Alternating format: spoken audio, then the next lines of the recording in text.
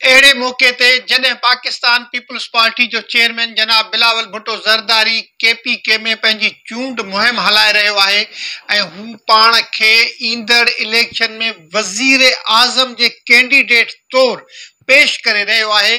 जॾहिं हू इहे मैसेज पासान करे रहियो आहे त 70 वरहनि जे कुराड़नि खे छॾियो जेके चौथों भेरो या ॿियो भेरो वज़ीर आज़म बणजणु चाहिनि था, उन्हनि खे छॾियो उन्हनि वटि अवाम जी भलाई लाइ, मुल्क जी तरक़ीअ लाइ, क़ौमी तरक़ीअ लाइ के बि मनसूबा कोन्हनि के नौजवान क़यादत खे, यानी मूंखे मौक़ो ॾियो वज़ीर आज़म थियण जो, मां अवाम जी ख़िदमत करणु चाहियां थो, मूं वटि अवाम जे मसइलनि जो हल मौजूदु आहे, मां अवाम खे ख़ुशहाल बणाइणु घुरां थो, मां जीअं असां बेनज़ीर कार्ड ॾिनोसीं ग़रीब औरतुनि लाइ, ईअं हारनि ऐं मज़दूरनि खे बि कार्ड ॾियणु घुरां थो। अहिड़े मौक़े ते जॾहिं हुन जी KPK में चूंड मुहिम पीक ते आहे ऐं उते संदसि जलसा वॾी कामयाबी सां थी रहिया आहिनि, पाकिस्तान पीपल्स पार्टी पार्लियामेंटेरियन जे चेयरमैन जनाब आसिफ अली ज़रदारी इहो चई ईंदड़ चूंडुनि में 2024 वारनि चूंडुनि में संदसि वज़ीर आज़म थियण वारी ख़्वाहिश जो पतो कटे छॾियो आहे त बिलावल में अञा मैच्योरिटी कान्हे का, बिलावल में अञा मैच्योरिटी कान्हे का, बिलावल ज़हीन आहे, ॾाहो आहे, क़ाबिल आहे, हू मूंखां बि वधीक होशियारु आहे, पर तजुर्बो थींदो आहे जंहिंजी बिलावल वटि खोट आहे। आसिफ अली ज़रदारी इहे ॻाल्हियूं राति हिकु TV इंटरव्यू में कयूं, जंहिंखां पोइ इहे जंगल जी बाहि जीअं सॼे मुल्क में छा पर सॼी दुनिया में फैलिजी वियूं आहिनि ऐं जन ते तबसरा थी रहिया आहिनि। आसिफ अली ज़रदारी हिकु मौक़े ते जॾहिं हुनखे चयो वियो त जॾहिं हुन में मैच्योरिटी कोन्हे को अहिड़े क़िस्म जा बयान थो ॾिए, तव्हां हुनखे मना छो नथा कयो, त आसिफ अली ज़रदारी चयो त जेकॾहिं असां हुनखे मना करियूं था त हू चवे थो सियासत वञी पाण करियो, मां सियासत न कंदुसि, जंहिंजे करे असां हुनखे मौक़ो ॾियूं था त हू वञे अवाम सां मिले, सुठियूं तक़रीरूं करे सघे थो, हुन वटि जुमिला आहिनि, अल्फाज़ आहिनि, सभु कुझु आहे, पर हुन वटि तजुर्बो कोन्हे को, जंहिंजे करे हू सियासत हिकु ॿी शइ आहे, सियासत खे आसिफ अली ज़रदारी गेम थो कोठे ऐं चवे थो त 2024 वारे इलेक्शन में असां बि गेम जो हिसो हूंदासीं। आसिफ अली ज़रदारी फराख़ दिलीअ सां चवे थो त का बि पार्टी हिन वक़्तु पाकिस्तान में अहिड़ी कान्हे का, न मियां साहब आहे, न मौलाना साहब आहे, न ई वरी मां आहियां, न वरी को ॿियो आहे जेको पार्लियामेंट में 172 सीटूं खणी सघे, जेको क़ौमी असेंबली में हिकु अकेले सिर्फ़ु 172 सीटूं खणी ऐं हुकूमत ठाहिण जी पोज़ीशन में हुजे, जंहिं वञा वाज़े थिए थो त ईंदड़ हुकूमत बि इतिहादी हुकूमत हूंदी, जंहिंजे लाइ हिन वक़्त खां ई सभिनी धुरियुनि हथ पेर हणण शुरू कया आहिनि। वरी दॿियल लफ़्ज़नि में आसिफ अली ज़रदारी इहो मैसेज बि ॾिए थो त ईंदड़ चूंडुनि में पीपल्स पार्टी खे मौक़ो ॾिनो वञे। हिकु तरफ़ हू चवे थो त बिलावल में मैच्योरिटी कान्हे का, ॿिए तरफ़ चवे थो त पीपल्स पार्टी खे मौक़ो ॾिनो वञे। शायदि इन में मतां इहा इन दॿियल ख़्वाहिश जो इज़हार हुजे त खेसि वज़ीर आज़म बणायो वञे, वटसि वॾो तजुर्बो आहे, हू वॾी फराख़ दिलीअ सां चवे थो त सियासत में मूंखां बि ग़लतियूं थियूं आहिनि, सुठी ॻाल्हि आहे, तमामु सुठी ॻाल्हि आहे पंहिंजनि ग़लतियुनि जो एतिराफ़ करणु, हू ग़लतियूं त कोन थो ॿुधाए पर इहो चवण ई वॾी ॻाल्हि आहे त मूंखां ग़लतियूं थियूं आहिनि, तमामु सुठी ॻाल्हि। हू हिकु सुवाल जे जवाब में चवे थो त जेकॾहिं असां इमरान ख़ान खे न हटायूं आहे त हू जनरल फैज़ हमीद सां मिली करे, यानी फ़ौज सां मिली करे 2028 ताईं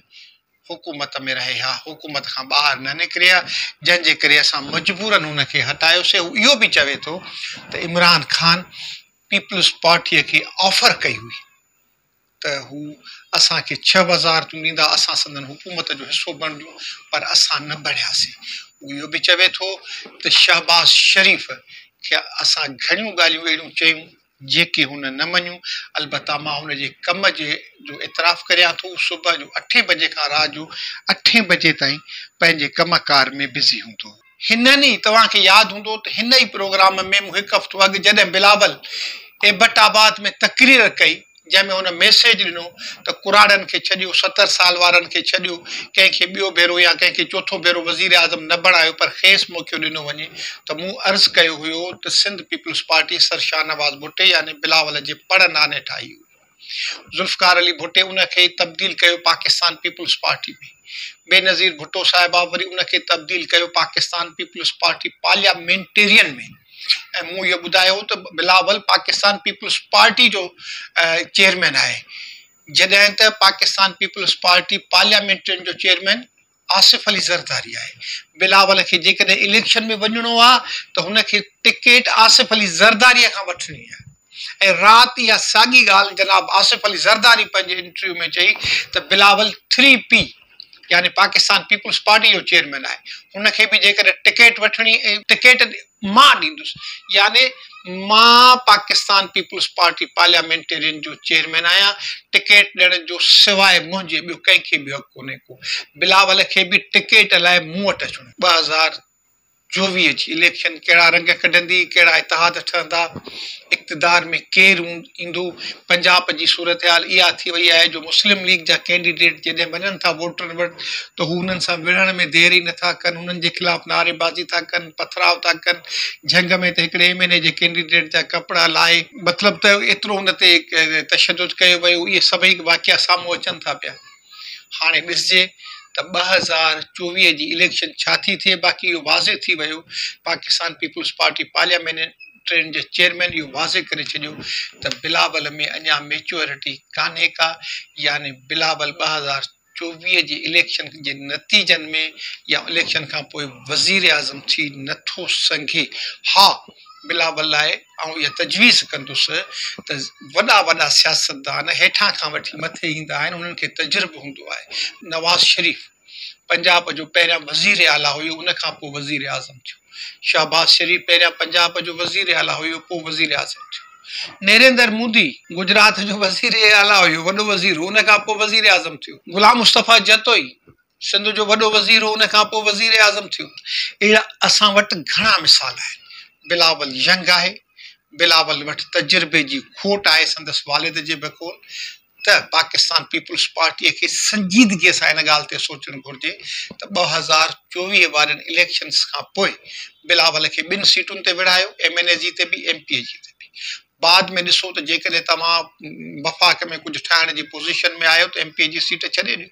जेकॾहिं न आहियो त महिरबानी करे बिलावल खे वज़ीर आला बणायो। सिंध को नंढड़ो सूबो कोन्हे को, सिंध जी आमदनी एतिरी आहे जो उन ते सॼो पाकिस्तान थो हले। अक़वाम मुतहिदा जा जेके मेंबर मुल्क आहिनि उन में 40-50 मेंबरनि खां वधीक सिंध जी आबादी आहे, सिंध जी इनकम आहे, सिंध वॾी हुकूमत आहे। सिंध जी हुकूमत में जेकॾहिं बिलावल वज़ीर आला थिए थो, वॾो वज़ीर थिए थो, चीफ मिनिस्टर थिए थो, त उन खां पोइ जेके सिंध जे माण्हुनि खे शिकायतूं आहिनि उन्हनि जो बि घणी हद ताईं अज़ालो थी वेंदो ऐं बिलावल खे बि वज़ीर आज़म थियण जे लाइ घणो कुझु उहो तजुर्बो हासिलु थी वेंदो जेको हिन वक़्तु आसिफ अली ज़रदारी चवे थो त बिलावल वटि ज़हानत त आहे, ॾाहपत आहे, टैलेंट त आहे, पर तजुर्बो कोन्हे। उहो तजुर्बो महिरबानी करे बिलावल खे ज़रदारी साहब सिंध हुकूमत जो वॾो वज़ीर बणाए ॾियो। अॼु जे ओपन सीक्रेट मां पंहिंजे भाउ पंहिंजे दोस्त शेर मोहम्मद ख्वाड़ खे इजाज़त ॾींदा। ख़ुदा।